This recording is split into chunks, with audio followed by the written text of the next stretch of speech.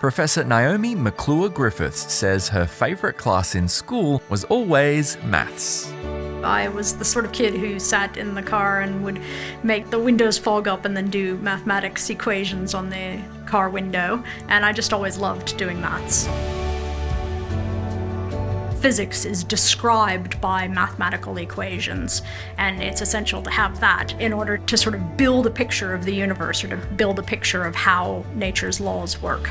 Building a picture of the universe is now her full-time job.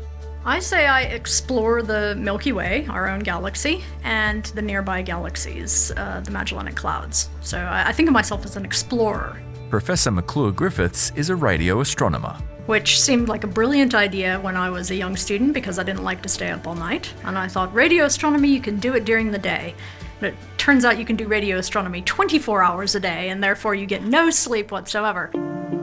She uses data from radio telescopes like the famous dish in Parkes, New South Wales. We do a lot of fancy computer processing in order to, in the end, produce images.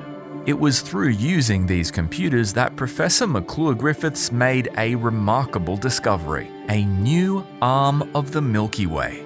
But I thought, surely, if it were, somebody would have found it before. So then you spend a lot of time going through the literature and trying to understand what people know. Couldn't find anything at all.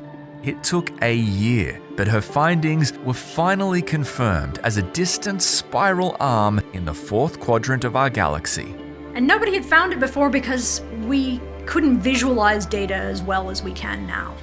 Improved visual data has given radio astronomers, including Professor McClure-Griffiths, the chance to answer bigger questions. She's now working to better understand the role of magnetic fields in the formation of galaxies. We know that we have a magnetic field here on Earth. We know we have magnetic fields in the Sun. Most galaxies that we've been able to measure magnetic fields in, we do detect them. And we can see that they relate to the structure of the galaxy.